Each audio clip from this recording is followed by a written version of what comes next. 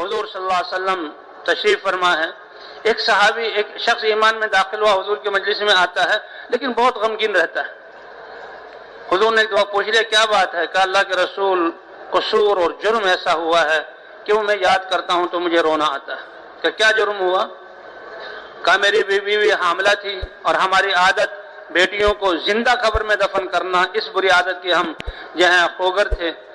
تو میں کہیں سفر میں گیا آیا تو میری بیوی کی گود میں بچہ، میں نے کہا کس کی بچی ہے؟ اس نے کہا تم گھبراؤ نہیں، یہ تو پڑوس کی ہے۔ کہا اچھا پڑوس کی ہے تو پھر رکھو، ٹھیک ہے ہمیں ایک بیٹی مل جائے گی، یہ میری نہیں ہے اس لیے میری غیرت کے خلاف کچھ نہیں۔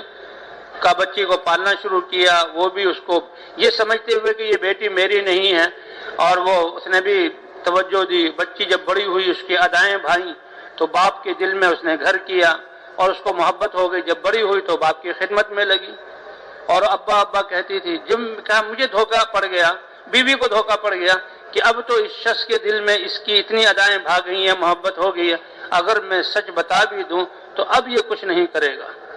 کہا اس کے بس یہ اس کی غلطی تھی وہ اس زندگی کی کہ اس نے کہا پتہ ہے یہ بچی کون ہے؟ کہا ہاں یہ فلاں کی۔ کہا نہیں یہ تمہاری بیٹی ہے، بس یہ سنا میرے اندر وہ درندگی جو جاہلیت کی وجہ سے تھی وہ آ گئی، وہ شیطنیت، ہاں تک کہ اس نے کہا تھا یہ تمہاری اپنی بچی ہے۔ اور میں نے تدبیریں شروع کر دی، اور تدبیریں شروع کر کے میں نے ایک پلان بنایا اور بیوی سے کہا تاکہ اس کو احساس نہ ہو کہ اس کو کپڑے پہناؤ، اس کے بال سنوارو اور اس کو تیار کرو کہ کہاں کہ میں اس کو اس کی پھوپھی سے فلاں علاقے میں ملانا جا رہا ہوں۔ عرب بڑے ذکی ہوتے تھے، کہتے اس نے سمجھ گئی کہ اس آواز میں مجھے خون کے ٹپکنے کی آواز آ رہی ہے، احساس ہو رہا ہے۔ لیکن خاوند نے پھر لجاجت کی، کہا اچھا تم یہ میری امانت ہے، میری امانت کو ضائع نہ کرنا۔ بیٹی تیار ہوئی، وہ میرے ساتھ ہوئی، میں اس کو راستے پر لے کر چلا۔ آگے دو راہ آیا، ایک راستہ آباد تھا، دوسرا راستہ ویران۔ اس ویران راستے پہ لے کر چلا تو اس لڑکی کو بھی احساس ہوا کہ معاملہ کچھ گڑبڑ ہے، اور چلتے چلتے وہ ایک اندھے کنویں پر ختم ہو گیا۔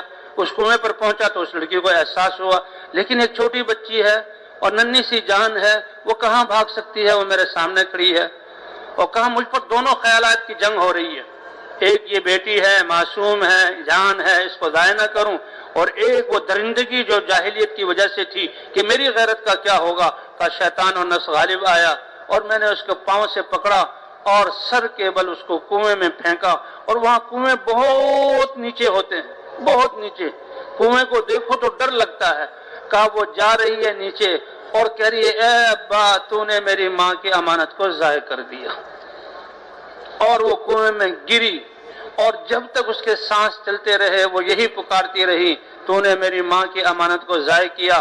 اور پھر بھی میں اتنا سنگ دل کہ میں کھڑے ہو کر انتظار کرتا رہا کہ جب تک یہ مرے گی نہیں اس وقت تک میں یہاں سے ہٹوں گا نہیں۔ اور کہا جب وہ آواز خاموش ہو گئی میں چلا اور دیکھا حضور کی آنکھوں سے آنسو رواں ہیں۔